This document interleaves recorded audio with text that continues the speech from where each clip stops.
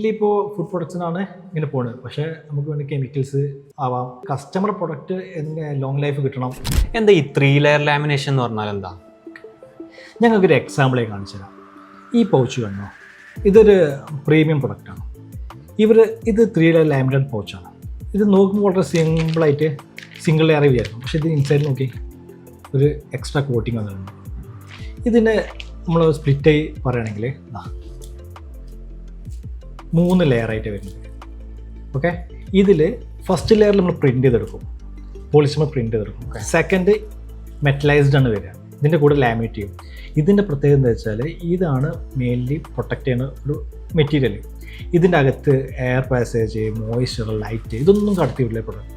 മൂന്നാമത് LD ആണ്. ഇത് ഫുഡ് പ്രൊഡക്ട്സ് ആണെങ്കിൽ മെയിനായിട്ട് ഫുഡ് ഗ്രേഡ് ആയിട്ട് വരിക. ഈ മൂന്നും കൂടി ബൈൻഡ് ചെയ്ത് അത് ലാമിനേറ്റ് ചെയ്തിട്ടാണ് നമുക്ക് ഇങ്ങനെ ഒരു പ്രൊഡക്റ്റ് കിട്ടുന്നത്. ഓക്കെ, ഇത് ഫുഡ് പ്രൊഡക്ട്സിന് മാത്രമാണോ ഇത് ചെയ്യേണ്ടത്? അല്ല, അതായത് മെയിൻലി ഇപ്പോൾ ഫുഡ് പ്രൊഡക്ട്സിനാണ് ഇങ്ങനെ പോകുന്നത്. പക്ഷേ നമുക്ക് വേണ്ടി കെമിക്കൽസ് ആവാം, അതുപോലെ അതായത് കസ്റ്റമർ പ്രൊഡക്റ്റ് എങ്ങനെ ലോങ് ലൈഫ് കിട്ടണം, അത് വേറെ കേട് വരാൻ പാടില്ല, അങ്ങനത്തെ കേസിനൊക്കെ 3 ലെയറാണ് മെയിൻലി യൂസ് ചെയ്യുക.